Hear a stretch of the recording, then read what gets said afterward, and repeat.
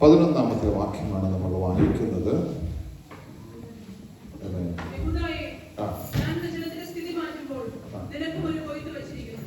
യഹൂദയെ ഞാൻ എന്റെ ജനത്തിന്റെ സ്ഥിതി മാറ്റുമ്പോൾ നിനക്ക് ഒരു കൊയ്ത്ത് വെച്ചിരിക്കും.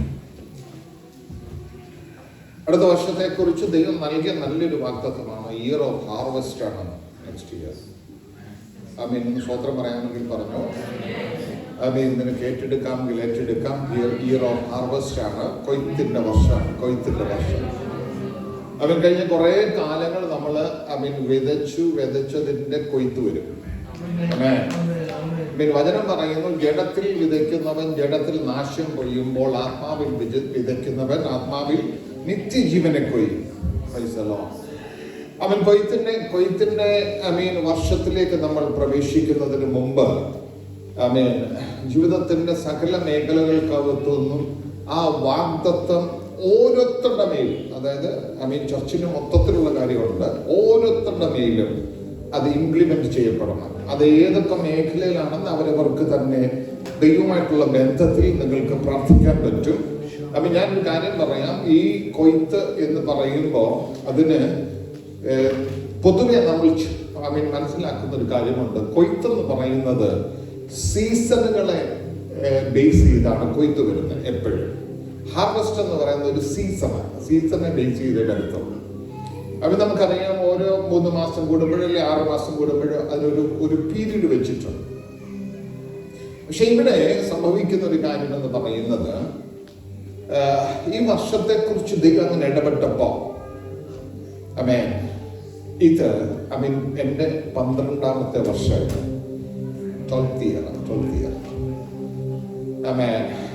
ആ 12th year എന്ന് പറയുന്നത് ഒരു വലിയ ഇമ്പോർട്ടൻസ് ഞാൻ കാണുന്നുണ്ട്. കാരണം ഈ ഹാർവെസ്റ്റ് ഉള്ളതുകൊണ്ട്. അല്ലാതെ 12 എന്നുള്ള അക്കത്തിന്റെ പ്രത്യേകതയൊന്നുമല്ല ഞാൻ പറയുന്നത്. ഇതൊരു സീസണാണ്. നമ്മുടെ ഒരു സീസൺ, എന്താ, കൊയ്ത്തിന്റെ ഒരു സീസൺ. കൊയ്യാൻ ആരൊക്കെ തയ്യാറാകുന്നു എന്ന് ചോദിച്ചാൽ എനിക്കറിയില്ല. പക്ഷെ ആത്മാവ് നിന്നെ സഹായിപ്പാനുണ്ട്. ഉറപ്പായിട്ട് ഞാൻ അത് വിശ്വസിക്കുക. ഇനി അതിലേക്ക് നമുക്ക് വരാം. യോഹന്നാന്റെ സുവിശേഷത്തിലേക്ക് ഒന്ന് പോകാം. നമുക്ക് എല്ലാവർക്കും വളരെ പരിചിതമായിട്ടുള്ള ഒരു ഭാഗം നമുക്ക് വായിക്കാം. യോഹന്നാന്റെ സുവിശേഷം 4-ാം അധ്യായം. അതിന് 35-ാമത്തെ വാക്യം നമ്മൾ വായിച്ചാൽ മതി. ബാക്കി ഈ എല്ലാം വായിക്കാനായിട്ട് നമുക്ക് സമയം എടുക്കാൻ പറ്റില്ല. ഇന്ന് വളരെ തിരക്കോടുകൂടെ നമ്മൾക്ക് പോകേണ്ടതാണ്. അതുകൊണ്ട്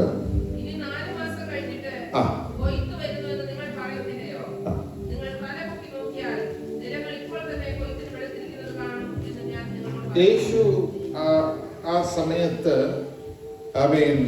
തന്റെ കൂടെയുള്ള ശിഷ്യന്മാരോട് പറയുന്ന ഒരു വാക്കാണിത്. നിങ്ങൾ പറയുന്നു 4 മാസം കഴിഞ്ഞിട്ട് കൊയ്ത്തു വരുന്നുവെന്ന്.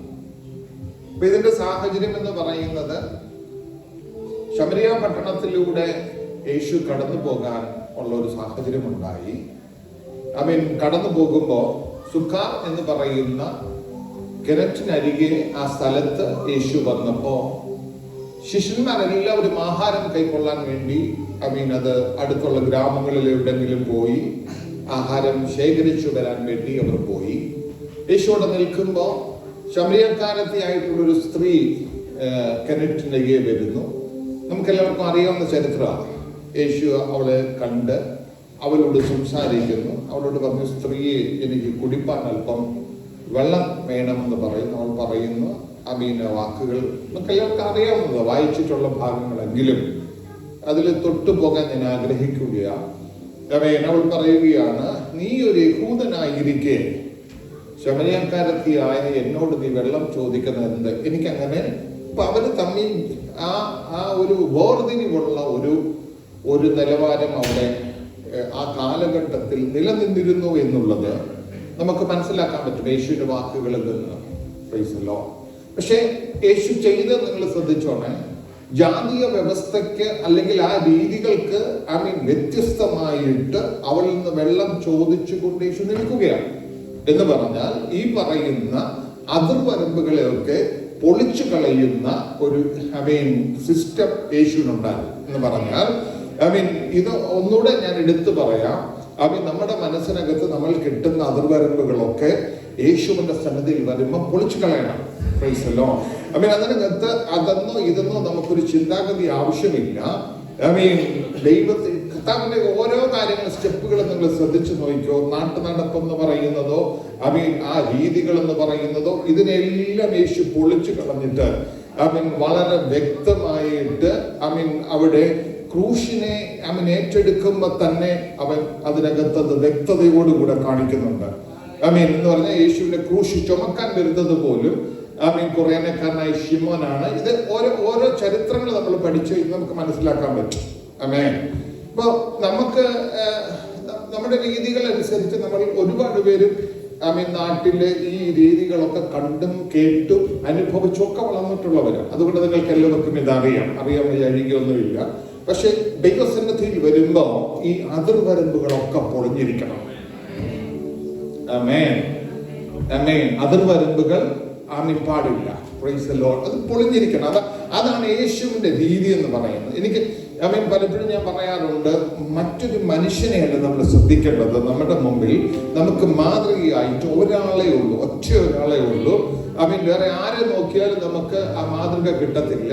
അത് കിട്ടാൻ ഒറ്റ ഒരാളെ മാത്രമേ ശ്രദ്ധിക്കൂ. അതുകൊണ്ടാണ് ലേഖനത്തിൽ വളരെ വ്യക്തമായിട്ട് പറഞ്ഞു, നിങ്ങളുടെ മുമ്പിൽ വെച്ചിരിക്കുന്ന ഓട്ടം സ്ഥിരതയോടെ ഓടണമെങ്കിൽ ഇതിനു മുമ്പ് പോയ ഒരാളെ അവർക്ക് കാണിച്ചു തരാനുള്ളൂ. യേശുവിനെ നോക്കി ഓടാനാണ് പറഞ്ഞത്. ഇന്ന് രാത്രിയും എനിക്കത് മാത്രമേ പറയാനുള്ളൂ. കൈമാറാൻ എനിക്ക് നൽകിയ ദൂതിനകത്ത് നമുക്ക് പറയാൻ ഒറ്റ കാര്യമുള്ളൂ. വേറെ ഒരു വ്യക്തിയെ നോക്കിയാലും നിന്റെ ആത്മീയ ജീവിതം മുന്നോട്ട് പോകത്തില്ല. നീ നോക്കേണ്ടത് യേശുവിനെ മാത്രം. നമുക്ക് വ്യക്തികൾക്ക് പരാതികൾ കാണും, അല്ലെങ്കിൽ വ്യക്തികൾക്ക് ശരിക്കും നമ്മൾ ശ്രദ്ധിച്ചു നോക്കിയാൽ പരിമിതികൾ കാണും. ഇതൊക്കെ ഒരു ഭാഗത്തുണ്ട്. ഓരോരുത്തരുടെ രീതികൾ വ്യത്യസ്തമായിരിക്കും, അനുഭവങ്ങൾ വ്യത്യസ്തമായിരിക്കും, സ്വഭാവങ്ങൾ വ്യത്യസ്തമായിരിക്കും. പക്ഷെ ഇതൊന്നും ബാധകമല്ല ദൈവസന്നിധിയിൽ. അത് വ്യക്തമായി തിരിച്ചറിഞ്ഞവരെ ഓർത്ത് ഞാൻ ദൈവത്തിന് സ്തോത്രം ചെയ്യുകയാണ്. അപ്പൊ ഈ പറയുന്ന സ്ത്രീ, ശമരിയക്കാരത്തി സ്ത്രീ അവിടെ നിന്നിട്ട് യേശുവായിട്ട് സംഭാഷിച്ചു കൊണ്ടിരിക്കുമ്പോൾ നമുക്കറിയാം അവളുടെ ചരിത്രത്തെ കുറിച്ച് യേശു പറയുന്നു.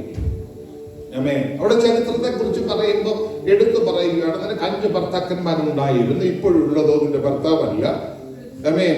ഈ എപ്പോഴും ഓർത്തോണം, ഒരു ദൂത് പറയുകയോ ഒരാളുടെ കാര്യം എടുത്തു പറയുകയോ ചെയ്യുമ്പോൾ അവർ അതിനകത്തേക്ക് ശ്രദ്ധിക്കാൻ സാധ്യതയുണ്ട്.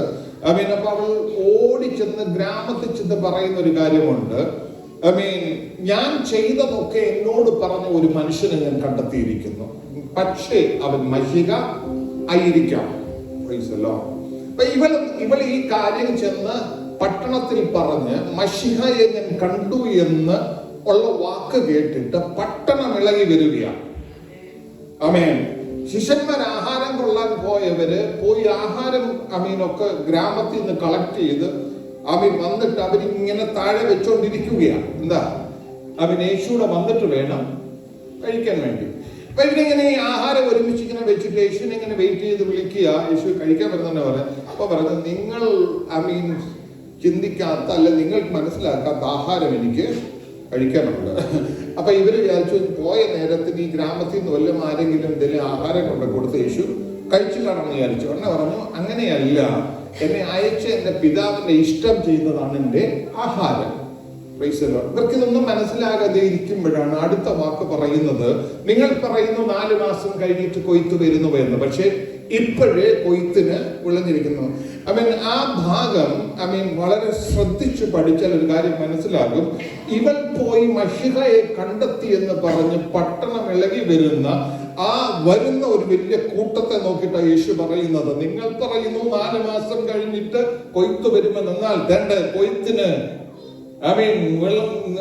സമയമായിരിക്കുന്നു എന്ന് പറഞ്ഞാൽ ഒരു പറ്റം ആൾക്കാർ, ഒരു കൂട്ടം ആൾക്കാർ. എന്താ അവൾ പറയുന്ന ഒറ്റ കാര്യമേ ഉള്ളൂ, ഞാൻ ചെയ്തതൊക്കെ എന്നോട് പറഞ്ഞ ഒരു മനുഷ്യനെ ഞാൻ കണ്ടെത്തിയിരിക്കുന്നു, അവൻ പക്ഷേ മശീഹ ആയിരിക്കുമെന്ന് പറഞ്ഞു. ഉറപ്പായിട്ട് അവർക്ക് പറയാൻ പറ്റുന്നില്ല, പക്ഷേ മശീഹ ആയിരിക്കുമെന്ന്. ഈ വരുന്നവരാരും ഈ പറയുന്ന മറ്റൊരു വ്യക്തിത്വത്തെ കാണാൻ വരികയല്ല, അവരെല്ലാവരും മഹിഷയെ കാണാനാ വരുന്നത്.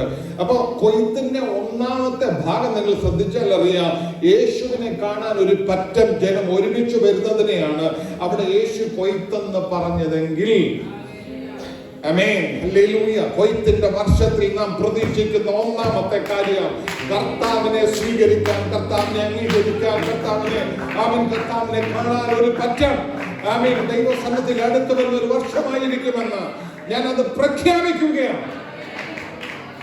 കരങ്ങൾ അടിച്ച് നമുക്കത് സ്വീകരിക്കാം.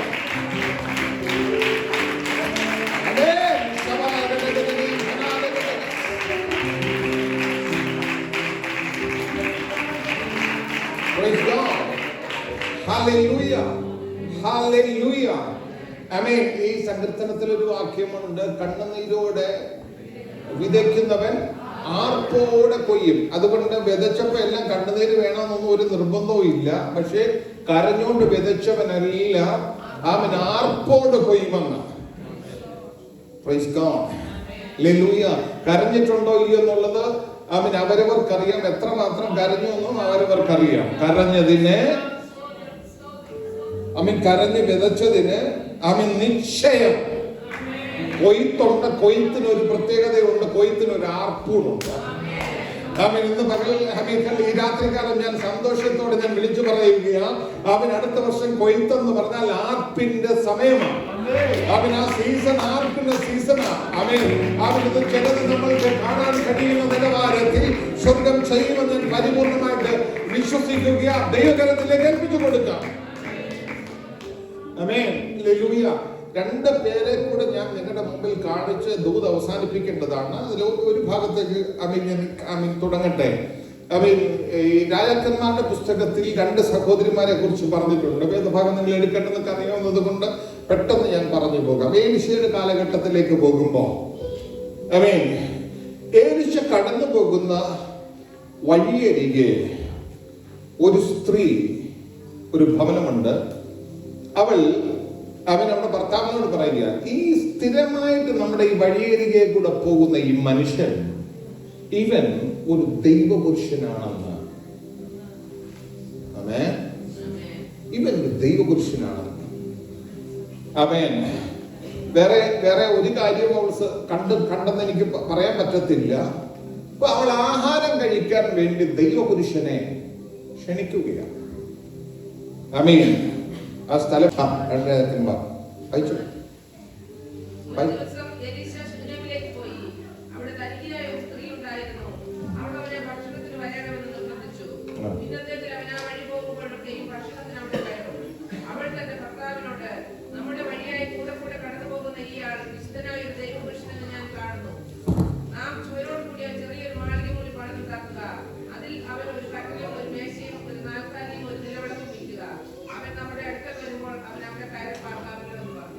ഞാൻ പറഞ്ഞ വാക്കിനൊരു ഒരു ഒരു തിരുത്തുണ്ട്. ശൂന്യങ്കാരത്തി എന്നാണ് കേട്ടോ, സുരേഖനിക്കാരത്തില്ല, ശൂന്യങ്കാരത്തി. അപ്പോ അവള് പറയുകയാണ്, ഈ വഴിയരികെ പോകുന്ന ഈ മനുഷ്യൻ ദൈവപുരുഷനാണ്. എന്നോട് പ്രത്യേകിച്ച് ദൈവം ഇടപെട്ട രണ്ട് ഭാഗങ്ങളാണത്. അത് നിങ്ങൾക്കത് മനസ്സിലാകുമെന്ന് ഞാൻ വിചാരിക്കുന്നു. അപ്പൊ അവള് പറയുക, ഇവള് ഭക്ഷണത്തിന് വേണ്ടി പലവട്ടം ഈ ദൈവദാസനെ വിളിച്ചു. എന്നിട്ട് അവള് ഇദ്ദേഹത്തിന് അവളൊരു ഭക്ഷണം ഒരുക്കി കൊടുക്കുന്നു, ഭക്ഷണം കഴിക്കുന്നു. അവിടെ അവന് വേണ്ടി ഒരു മുറി വേർതിരിച്ചു വെക്കുകയാണ്. നമുക്ക് ആ ചരിത്രം അറിയാവുന്നതുകൊണ്ട് ഞാൻ അതിലേക്ക് ഒത്തിരി ഒന്നും പോകുന്നില്ല, പെട്ടെന്നൊക്കെ മനസ്സിലാവും. ഒരു മുറി വേർതിരിച്ചു വെക്കുക. എന്നിട്ട് ഇവൻ ആ ഭാഗത്ത് വന്ന് ഭക്ഷണം കഴിച്ചപ്പോ അദ്ദേഹത്തിന് അടുത്ത ചോദ്യം കൂടുണ്ടായിരുന്ന ശിഷ്യനോട് പറഞ്ഞു, ശൂന്യങ്കാരത്തോട് പോയി നീ ചോദിക്കുക, ഇവൾ എന്തിനാണ് ഇതൊക്കെ ചെയ്യുന്നത്?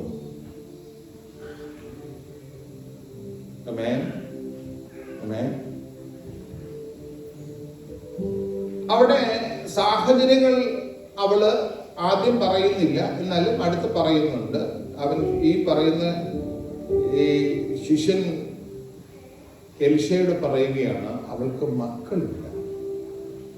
അവിടെ ഒരു പ്രശ്നമുണ്ട്. ആ പ്രശ്നത്തെക്കുറിച്ച് നിങ്ങൾ ശ്രദ്ധിച്ചോ, ഇവൾ ഈ വിഷയം പറഞ്ഞുകൊണ്ട് ദൈവപുരുഷന്റെ അടുത്ത് വരുന്നില്ല.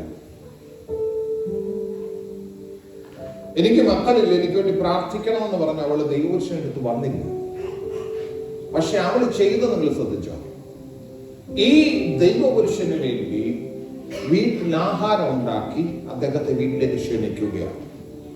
ഞാൻ പറയുന്നത് ഇതൊരു വിതയ്ക്കയാണെന്ന് വേണേ ഞാൻ പറയും. Praise the Lord. Amen.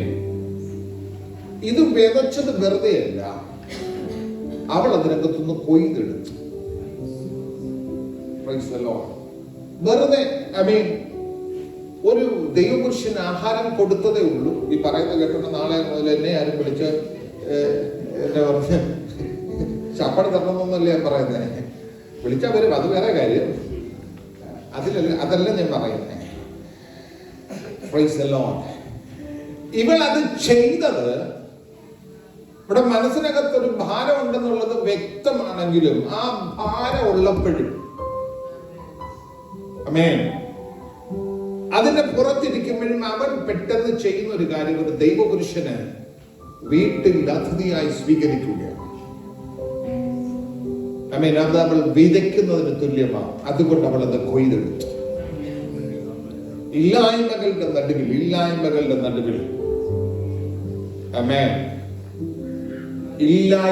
നടുവിൽ, അത് ഞാൻ സാമ്പത്തിക അല്ല പറയുന്നത്, സാമ്പത്തിക അനത്ത് നിങ്ങൾ വേണേ ചേർത്തോ. ഇല്ലായ്മയുടെ നടുവിൽ ദൈവത്തിന് വേണ്ടി നീ വെയിറ്റ് ചെയ്യുകയാണെങ്കിൽ നിശ്ചയം ഈ വർഷത്തിൽ ചിലത് സംഭവിക്കും. അടുത്തൊരു സഹോദരിയെ കുറിച്ച്, അതും രാജാക്കന്മാരുടെ പുസ്തകത്തിൽ തന്നെയാണ്. ഏലീശായുടെ, നമുക്ക് ഒരുപാട് പ്രാവശ്യം നമ്മൾ ചിന്തിച്ച് നമുക്ക് അറിയാവുന്ന ഒരു കാര്യമാണ്. ഏലീശായുടെ സനഭാത്തിലേക്കുള്ള യാത്ര, അതിനു മുമ്പ് കെരീത്തിലെ വെള്ളം നിന്നു. അപ്പത്തിന്റെ വരവ്, അപ്പം കൊണ്ടുവരുന്ന കാക്കയുടെ വരവും നിന്നു. അവിടെ എഴുതിയിരിക്കുന്ന വളരെ വ്യക്തമാണ്. രാജാക്കന്മാരുടെ പുസ്തകം 17-ാം അധ്യായത്തിലാണ്. ദൈവം നേരിട്ട് ഏലിയാവിനോട് പറയുക, ഏലിയാവേ, ഇവിടുത്തെ വെള്ളം നിന്നത് കൊണ്ടോ കാക്കയുടെ വരവ് നിന്നത് കൊണ്ടോ ഒന്നും നീ പേടിക്കൊന്നും വേണ്ട. സരാഭാത്തയിലേക്ക് നീ പൊക്കോ, സീദോനിലെ സരാഭാത്തയിലേക്ക് നീ പൊക്കോ. അവിടെ നിന്നെ പോറ്റേണ്ടതിന്, ശ്രദ്ധിച്ചോണം, നിന്നെ പോറ്റേണ്ടതിന് ഞാനൊരു വിധവയോട് കൽപ്പിച്ചിരിക്കുന്നു. അപ്പോ കൽപ്പന ഇവിടെ എത്തി, കൂടെ നിൽക്കണേ, വിധവയുടെ എത്തിയേ. ഈ പറയുന്ന ഏലിയാവ് സരഭാത്തിലേക്ക് പോകുമ്പോ പിന്നെ രണ്ടാമതൊരു ചോദ്യം ഇല്ല, ദൈവത്തോട് എന്തോ പണി കാണിച്ച് ഇനി ഒരു വിധവയുടെ അടുത്തോട്ട് വേണോ ഞാൻ വിടാൻ, ഇതൊന്നും ഒരു ചോദ്യം ഇല്ല. പറഞ്ഞത് അതുപോലെ സ്വീകരിക്കാൻ തയ്യാറാ. അതുകൊണ്ടാണ് അവന്റെ ദൈവപുരുഷൻ എന്ന് വിളിക്കാൻ പറ്റും.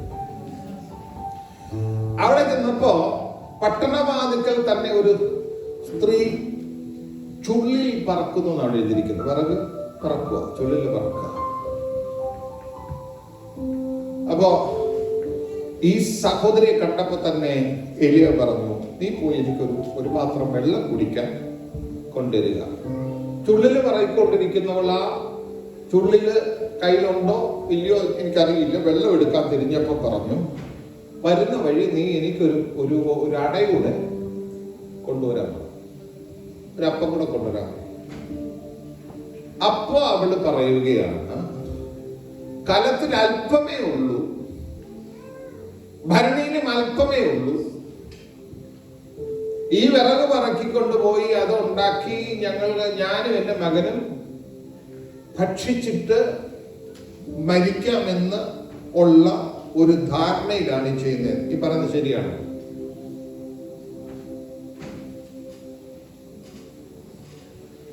നിങ്ങളുടെ കൂടെ ഇല്ല. വെളി പറയുന്നത് ശരിയാണോ? അത് അതിന് മുമ്പ് എന്തോ കിട്ടിയിട്ടുണ്ട് കൽപ്പന.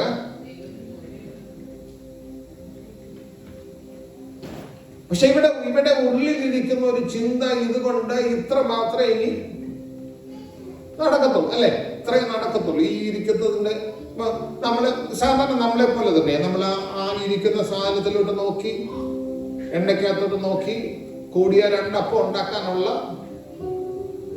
വകുപ്പേ ഉള്ളൂ. കൂടിയ 2 അപ്പം ഉണ്ടാക്കാൻ. അപ്പൊ ഈ 2 അപ്പം ഉണ്ടാക്കി തിന്നേച്ച് മരിച്ചേക്കാമെന്ന് വിചാരിച്ചിരിക്കുന്നവനോടാണ് ദൈവത്തിന്റെ ദൂത് വരുന്നത്. ഞാനൊരു പുരുഷനെ അങ്ങോട്ട് വിടുന്നുണ്ട്, അവന് വേണ്ടുന്നതൊക്കെ നീ കൊടുത്തോണം, അവനെ പോറ്റാൻ.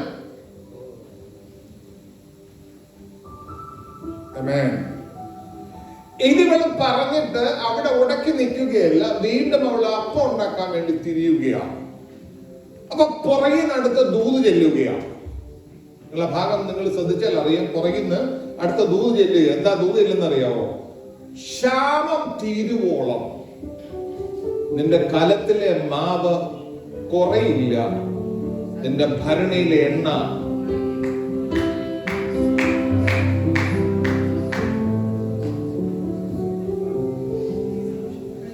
സാഹചര്യം വളരെ മോശമാണ്.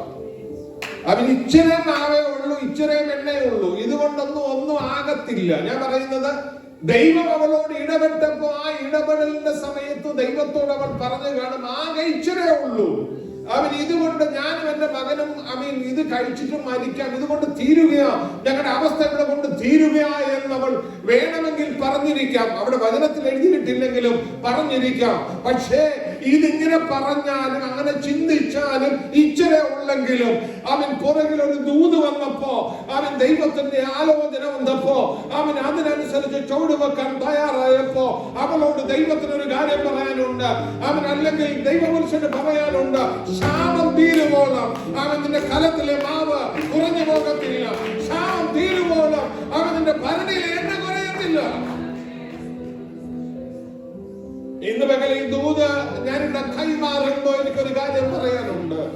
ദൈവം നിന്നോട് ഇടപെട്ട ഒരു കാര്യത്തിനകത്ത് സാഹചര്യം നോക്കിയിട്ട് നടക്കാൻ ഒരു സാധ്യതയില്ല എന്ന് നിന്റെ മനസ്സ് പറഞ്ഞാല് അനുഭവത്തിലേക്ക് നോക്കിയാൽ ഒന്നുമില്ല, ഇവിടെ കൊണ്ടൊന്നും ചെയ്യാൻ കഴിയത്തില്ല, ഇവിടെ കൊണ്ട് അവസാനിക്കത്തേ ഉള്ളൂ എന്ന് നിന്റെ മനസ്സ് നിന്നോട് പറയുമ്പോഴും ദൈവത്തിന്റെ വാക്കിനനുസരിച്ച് പ്രവർത്തിക്കാൻ തയ്യാറാകുന്ന ഒരു വ്യക്തിയാണെങ്കിൽ ഈ രാത്രികാലം നിന്നോടുള്ള ദൈവിക ദൂതാണ്. നിന്റെ കലത്തിലെ മാവ് കുറയത്തില്ല, നിന്റെ ഭരണിയിലെ എണ്ണ കുറഞ്ഞു പോകത്തില്ല. ക്ഷാമം തീരുവോളം, ഈ നിയമം നിലനിൽക്കുന്നിടത്തോളം, ഈ പ്രശ്നം നിലനിൽക്കുന്നിടത്തോളം നിനക്കത് സംഭവിക്കത്തില്ല എന്ന്. ഓ ജീസസ്, ദൈവത്തിന്റെ കൃപ, ദൈവത്തിന്റെ കൃപ, ദൈവത്തിന്റെ കൃപ, ദൈവത്തിന്റെ കൃപ, ദൈവത്തിന്റെ കൃപ. അവനൊന്നുകൂടെ ഞാൻ ഉറപ്പിച്ചു പറയുകയാ. ഹല്ലേലൂയ.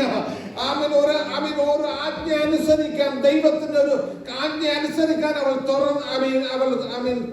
താല്പര്യപ്പെട്ടപ്പോ, അതിനുവേണ്ടി അവൾ അടുത്ത കാലെടുത്ത് വെച്ചപ്പോ പുറകിന്ന് ദൂത് വരിക. ആമേൻ. അവൾ ഭയന്ന വിഷയത്തെ അവിടെ കൊണ്ട് മാറിപ്പോകുകയാണ്. ഇവിടെ കൊണ്ട് തീരുമെന്ന് വിചാരത്തിർത്ത് ഒരു പുതിയ പദ്ധതി, ഒരു ചരിത്രം ആരംഭിക്കുകയാണ്. ഇത്രയേ ഉള്ളൂ, ഇവിടെ കൊണ്ട് കഴിഞ്ഞു എന്ന് പറഞ്ഞ ദൈവപുരുഷനെ അവൾ തിരിഞ്ഞു നോക്കിയില്ല. ആർക്കു വേണ്ടി ഞാൻ ചെയ്യുന്ന നോക്കിയില്ല. ദൈവത്തിന്റെ ആലോചന നിന്നോട് എന്തെങ്കിലും ഉണ്ടെങ്കിൽ ഇന്ന് രാത്രി കേട്ട് ഇതിനകത്തിരിക്കുന്ന ഓരോരുത്തരോടും എനിക്ക് പറയാനുണ്ട്. നിന്നോട് ദൈവം ഇടപെടലുണ്ടെങ്കിൽ, ദൈവിക ഇടപെടൽ എന്തുമായിക്കോട്ടെ, സാഹചര്യം വ്യത്യസ്തമായിക്കോട്ടെ, പക്ഷെ ഒരു കാര്യം, എന്റെ ദൈവം കഴിയാത്ത ഒരു കാര്യത്തെ പറയത്തില്ല. നിന്റെ നന്മകളെ മുടക്കിയല്ല ദൈവത്തിന്റെ പദ്ധതി വരുന്നത്. നിന്നോട് ഇടപെട്ട ഇടപെടലുകൾക്ക് ചെവി കൊടുക്കുന്നുവെങ്കിൽ, വാക്ക് പറഞ്ഞാൽ മാറുന്നവനല്ല എന്റെ ദൈവം, പറഞ്ഞാൽ ചെയ്യുന്ന ദൈവമാണ്. ദൈവകരത്തിലേക്ക് ഉദ്ദേശിച്ചു കൊടുക്കാമോ? സാഹചര്യങ്ങളെ നോക്കിയിട്ട് നടക്കുകയെന്ന് നിന്റെ മനസ്സ് വിധി എഴുതിയാലും, സാഹചര്യങ്ങളെ നോക്കിയിട്ട് ഒരു സാധ്യതയില്ലെന്ന് പറഞ്ഞാലും ദൈവത്തിന്റെ വാക്കനുസരിക്കാൻ തയ്യാറാകുന്ന വ്യക്തിത്വത്തിന് മേൽ ദൈവ കൃപ വ്യാപരിച്ചിരിക്കും.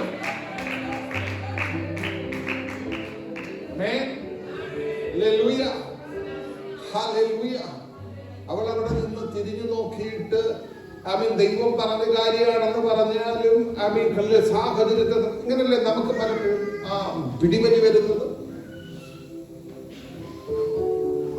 ദൈവം പറഞ്ഞ വാക്കിനെ നമ്മൾ വിശ്വസിക്കും, വിശ്വസിക്കാനില്ല, വിശ്വസിക്കും. പക്ഷെ എപ്പോഴാ കാലത്തിലെ മാവ് കുഴിയെന്നറിയോ? മാവ് നിറച്ചും കലം നിറച്ചു വന്നൊന്നുമില്ല. അവൾ എപ്പോ ചെന്ന് ആ മാവെടുത്തോ കുറഞ്ഞു പോകത്തില്ലെന്നാ പറഞ്ഞത്. അങ്ങനെ അതിനകത്ത് ഇത്ര ഒരു പിടിയേ ഉള്ളോ? ഈ ഒരു പിടി പോരുമ്പോ അടുത്തൊരു പിടിയോടുണ്ട്. ഈ ഒരു പിടി പോരുമ്പോ അടുത്തൊരു പിടിയുണ്ട്. ഭരണി ചായച്ചിട്ട് എണ്ണ ഒഴിക്കുമ്പോ അടുത്ത എണ്ണ അതിനകത്തുണ്ട്. അല്ലാതെ ഇത് നിറഞ്ഞ തുളുമ്പിപ്പോവല്ലായിരുന്നു. അതിന്റെ അർത്ഥം എന്താണെന്ന് ചോദിച്ചാൽ വിശ്വാസത്തിന്റെ പ്രവൃത്തിയിലേക്ക് നീ കാലെടുത്ത് വെച്ചാൽ, നീ വിശ്വസിക്കാൻ തയ്യാറായി വിശ്വാസത്തിന്റെ പ്രവൃത്തി ചെയ്യാൻ തുടങ്ങിയാൽ, അതിന്റെ കൊയ്ത്ത് നീ കണ്ടിരിക്കും. Praise God. അതിന്റെ കൊയ്ത്ത് നീ കണ്ടിരിക്കും. അത് സകല മേഖലയിലും വെളിപ്പെടുമെന്ന്. Hallelujah, hallelujah. ഞാൻ ഉറപ്പായിട്ട് വിശ്വസിക്കുകയാണ്. നമ്മുടെ ദൈവപ്രവൃത്തിയുടെ കാലം, ദൈവത്തിന്റെ ഹാർവസ്റ്റ് നമ്മുടെ നടുവിൽ വെളിപ്പെടുന്ന ദൈവം ചെയ്യുന്ന ഒരു വർഷമായി സ്വർഗ്ഗം അത് ചെയ്തെടുക്കുമെന്ന്. കരങ്ങളാണ് ചോദിക്കൽക്കൂടെ നമുക്ക് ദൈവത്തിന് നന്ദി പറയാം.